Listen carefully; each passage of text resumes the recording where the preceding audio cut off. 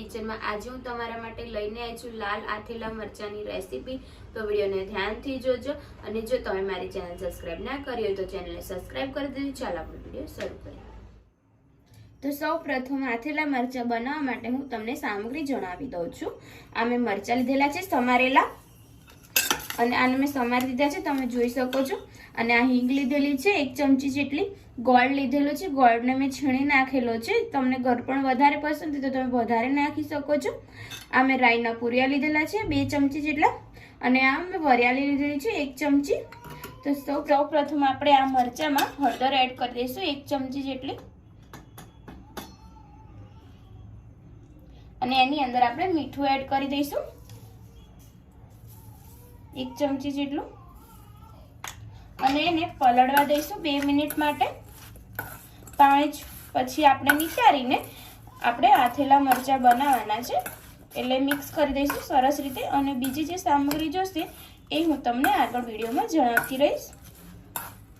હળદર અને મીઠું સરસ રીતે મિક્સ થઈ ગયું છે। હવે આપણે ઢાંકીને મૂકી દઈશું, એને પલળવા દઈશું। એમાંથી પાણી છૂટું પડશે એટલા માટે 2 મિનિટ માટે મૂકી દઈશું। આ સરસ પલળી ગયા છે, તમે જોઈ શકો છો। હવે આપણે આને પાણી સુકાવા દેવાનું છે એટલા માટે આપણે કોરા કપડામાં પાથરી દઈશું થોડી વાર માટે। બધા મરચા આપણે પાથરી દઈશું એટલે જેથી કરીને સરસ કોરા થઈ જાય અને અથાણું પણ આપણું બગડે નહીં। મરચા સુકાય ત્યાં સુધી આપણે મસાલો બનાવી લઈશું। એક મિક્સરમાં જારમાં આપણે રાઈના પૂરિયા એડ કરી દઈશું, વરિયાળી એડ કરી દઈશું અને આને ક્રશ કરી લઈશું। મસાલો આપણો ક્રશ થઈ ગયો છે, તમે જોઈ શકો છો કચરો જ ક્રશ કરેલો છે। હવે આપણે તેલ ગરમ કરીશું અને મરચા પણ સુકાઈ ગયા છે આપણા, એટલે આપણે રેડી કરી દઈશું હવે બનાવવાનું। તેલ ગરમ થવા મૂકીશું આપણે, એની પહેલા આપણે મસાલો બનાવી લઈશું। આ જે મસાલો છે એ આપણે એક વાસણમાં કાઢી લઈશું। આની અંદર જ આપણે મરચા નાખવાના છે એટલા માટે। હવે આમાં આપણે હિંગ એડ કરી દઈશું જે આપણે લીધેલી છે 1 ચમચી જેટલી। આની અંદર આપણે હળદર એડ કરી દઈશું 1 ચમચી જેટલી, મેં અડધી ચમચી એડ કરી છે હળદર। થોડું આપણે મીઠું એડ કરી દઈશું, સહેજ જ મીઠું એડ કરવાનું છે અને મિક્સ કરી દઈશું।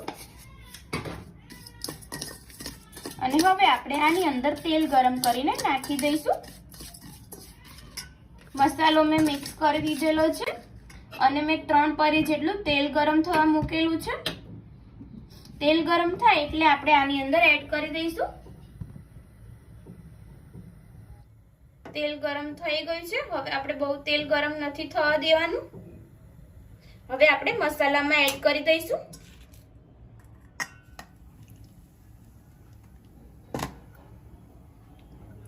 અને મિક્સ કરી દઈશું।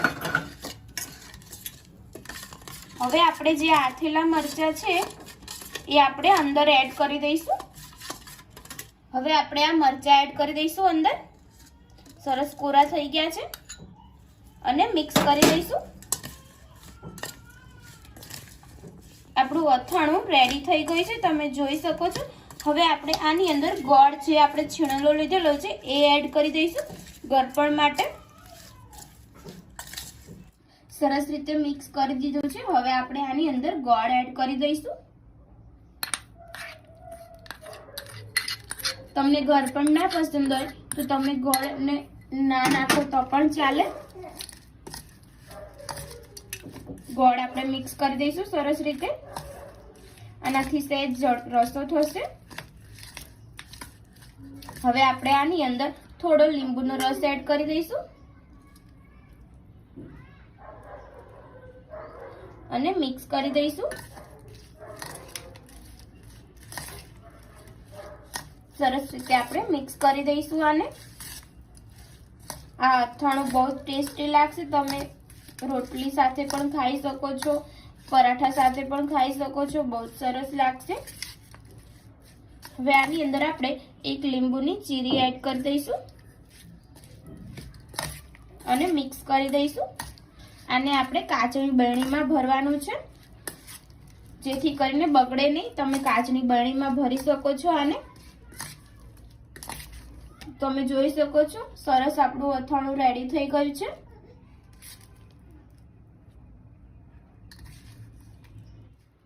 જો ફ્રેન્ડ્સ તમને મારી આજની રેસીપી પસંદ આવી હોય તો વિડીયોને લાઈક કરજો, શેર કરજો, કમેન્ટ કરજો અને મારી ચેનલને સબસ્ક્રાઇબ કરવાનું ના ભૂલતા.